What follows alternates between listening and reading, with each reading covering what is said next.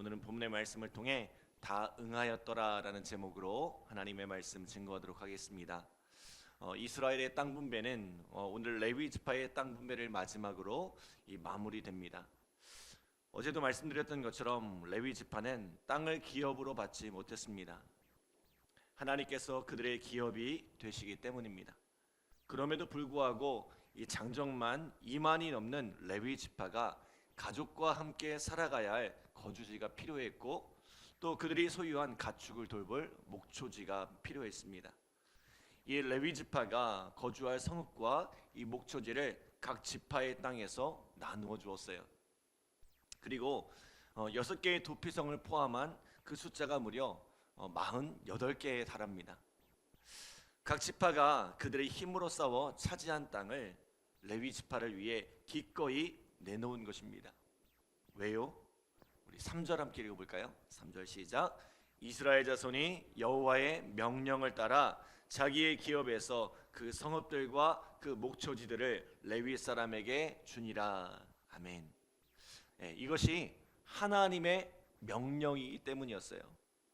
내가 애쓰고 수고하여 얻은 땅입니다. 어쩌면 에브라임 지파가 이야기했던 것처럼 우리의 기업이 부족하다고 하는 이들도, 우리가 살 곳도 모자란다고 하는 이들도 있었을 거예요.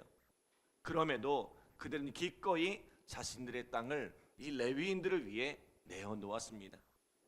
비록 그들이 차지했지만 이 땅을 주신 이가 하나님이란 것을 그들도 잘 알고 있었기 때문입니다. 자, 그런데 왜 하나님은 이 레위 사람들을 12지파 48개의 성읍으로 흩어 보내신 것일까요? 더 나아가 이렇게까지 많은 레위인들을 유지할 필요가 있었을까요? 우리가 알고 있는 레위 지파를 구별한 근거는 출애굽의 마지막 재앙, 장자의 재앙에서 비롯되었습니다. 애굽의 모든 장자가 죽임을 당하고 심지어 가축의 첫 새끼까지 죽임을 당하는 무서운 재앙이 지나갔습니다. 그때 어린 양의 피를 이 문설주와 임방에 발랐던 이스라엘의 집에는 이 장자의 재앙이 유월에 갔어요. 그리고 그날에 이스라엘은 자유를 얻었습니다. 하나님께서는 이날 살려주신 이스라엘의 장자들을 다 내 것이라고 말씀하셨고, 그들을 대신할 한 지파 레위를 구별하여 당신의 소유로 삼으셨습니다. 자, 그러니까 원래는 온 이스라엘이 그들의 장자를 구별하여 하나님을 섬기게 해야 하지만, 매번 장자를 구별한다는 것도 쉽지 않은 일이고 성전의 일이 나면서부터 전수되고 길러져야 하는 일이기 때문에 아예 한 지파를 구별하게 된 것입니다. 이 레위 지파는 아론의 자손으로 대표되는 제사장 그룹과 또 그핫, 게르손, 무라리 세 자손으로 구분됩니다. 자, 그핫 자손은 이 성막의 기구와 언약궤를 이동하고 관리하는 역할을 감당했고요. 이 게르손 자손은 성막의 휘장을 이동하고 관리하는 일을, 그리고 무라리 자손은 성막을 치는 데 사용하는 널판과 기둥 받침을 이동하고 관리하는 일을 감당했습니다. 자, 이들의 주요 업무는 광야 40년 동안 성막을 이동하고 그것을 세우고 철수하는 일이었으며, 또 제사장이 제사를 지내는데 필요한 모든 일을 도왔습니다. 그런데 이제 가나안 땅에 정착한 이스라엘은 성막을 관리하는데 그렇게 많은 인력을 동원할 필요가 없어졌습니다. 성막은 이제 실로에 정착하여 더 이상 이동할 필요가 없어요. 또 정복 과정에서 투항했던 기브온 주민이 성막의 일을 돕는 자들이 되었으니 이 레위인의 역할이 극히 제한되었습니다. 실로에 머무는 회막을 위해 22,000이나 되는 레위인은 그 쓸모를 다한 듯이 보입니다. 만약 정말로 성막을 섬기는 일에 레위인들이 필요했다면 이 제사장들이 터를 잡은 헤브론 주변이나 회막이 있는 실로 주변에 레위의 성읍을 두어야 하지 않았을까요? 이 교통편이 좋지 않았을 때 직주 근접이 되어야 효과적으로 일을 할 수 있잖아요. 그런데 하나님께서는 이 레위인을 이스라엘 곳곳에 48개나 되는 성읍에 흩어버리셨습니다. 그 이유가 뭘까요? 이제 레위인의 주요 업무는 성막을 관리하는 일이 아닙니다. 광야에서 이스라엘은 성막을 중심으로 살아왔습니다.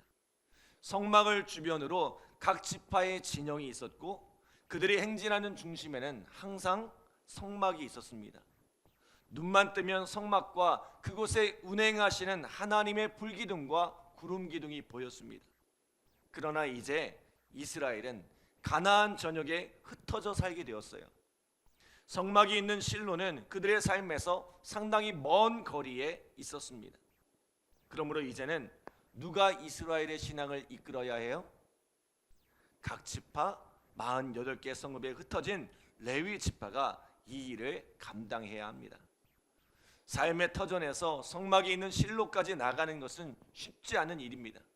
때문에 그들이 하나님의 말씀을 잊지 않고 살아갈 수 있도록, 여전히 하나님 중심의 삶을 살아갈 수 있도록 이스라엘을 일깨우는 역할이 바로 레위 사람들의 역할입니다. 광야 생활이 마무리되면서 성막에서 레위 사람들의 역할은 줄었지만 그들에게 새로운 사명이 주어진 것입니다. 하나님은 이스라엘이 하나님 중심의 삶을 살아가기를 기대하셨습니다.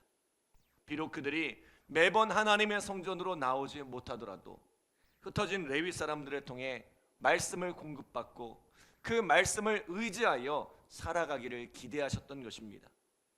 이스라엘을 말씀으로 인도하여 여기까지 이끄셨던 것처럼 가나안 땅에서 살아갈 이스라엘의 삶도 말씀의 인도함을 받는 삶이 되기를 기대하셨던 것입니다. 하나님은 오늘 우리에게도 이와 같은 삶을 기대하십니다. 우리가 말씀을 듣고 그 말씀의 통치와 다스림을 받으며 살아가기를 기대하십니다. 특별히 멀리 흩어져 있어서 주중에 함께 할 수 없는 우리 성도들이 이렇게 온라인을 통해서 함께 말씀을 들을 수 있는 것이 얼마나 큰 축복인지 모릅니다. 살아있는 하나님의 말씀이 오늘 우리의 삶을 이끌어 갈 것입니다. 자, 그런데 안타깝게도 이스라엘 안에서 이러한 레위인들의 역할이 잘 이루어지지 않았어요. 이스라엘은 성막에서 멀어진 레위인들을 잘 돌보지 않았고 결국 레위인들은 생계를 위해서 이 레위인이라는 신분을 버렸습니다. 이스라엘의 영적인 타락은 그렇게 시작된 거예요. 하나님의 말씀으로 이스라엘을 양육해야 할 레위인들은 그 책무를 다하지 않고 그들의 생계를 돌봐야 할 이스라엘은 그들을 책임지지 않고 그렇게 하나님의 말씀이 희미해져 갔습니다. 사랑하는 여러분, 오늘 하나님 앞에서 우리의 삶을 돌아보았으면 좋겠습니다. 여러분, 우리는 하나님의 말씀 안에 있습니까?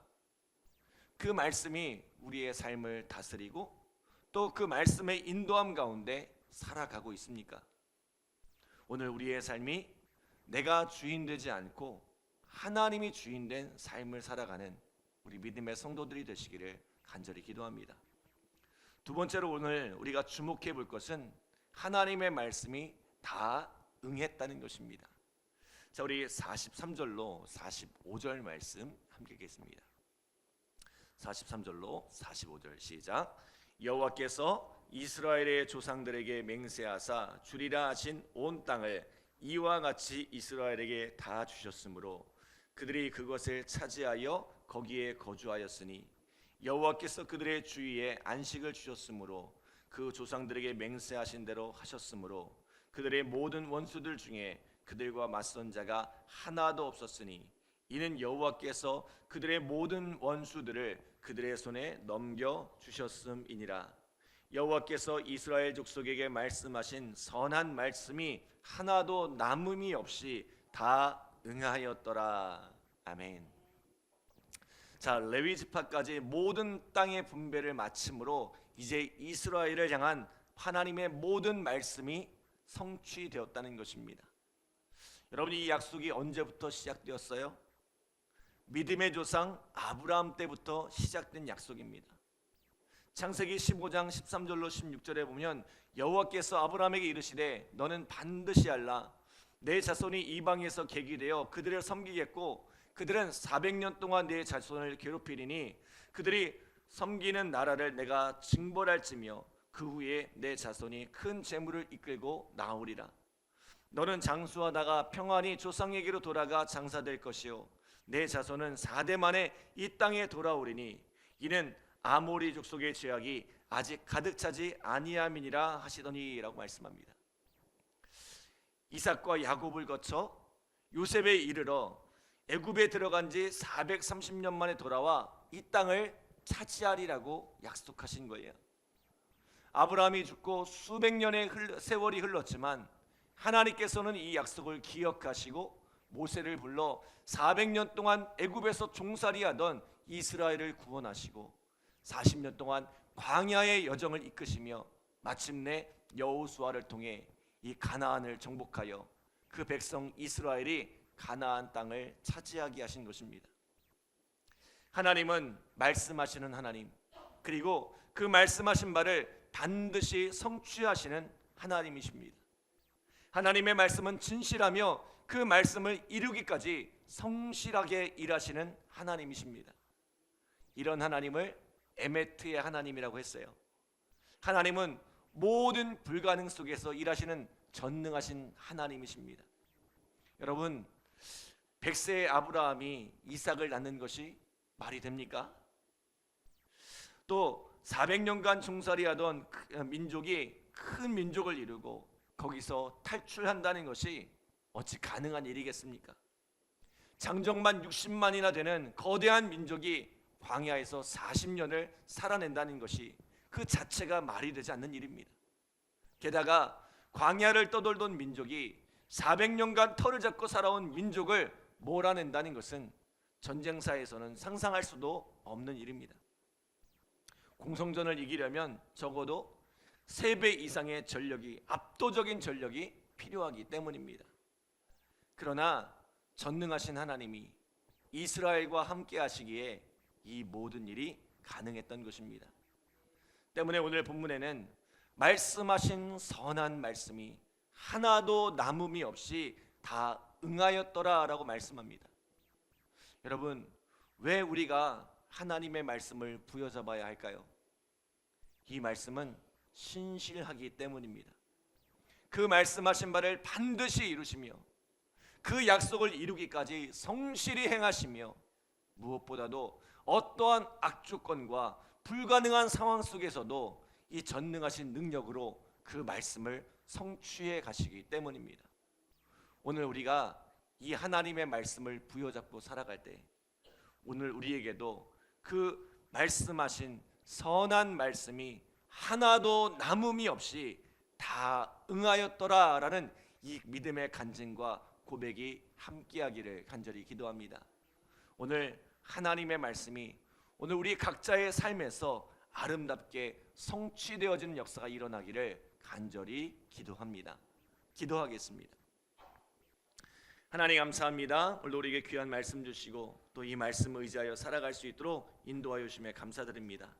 하나님, 오늘 우리의 삶에 하나님의 말씀이 주인된 삶을 살아가고 있는지 돌아보게 하여 주시고 그 말씀에 온전히 순종하여 살아가는 우리의 삶이 되어질 수 있도록 주님 인도하여 주시옵소서. 또한 우리가 그렇게 하나님의 말씀에 순종하여 이 길을 걸어갈 때에 하나님께서 그 말씀하신 그 선한 약속이 하나도 응답되지 아니한 것이 없도록 우리의 삶 가운데 다 응하여지는 놀라운 축복과 은혜를 경험할 수 있도록 하나님 인도하여 주시옵소서. 오늘 이 새벽에도 그 말씀의 응함을 기다리며 기도한 우리 성도들 하나님께서 응답하여 주시고 열매 맺게 하시는 귀한 축복 은혜를 경험케 하여 주시옵소서. 감사드리며 예수님의 이름으로 기도드립니다. 아멘.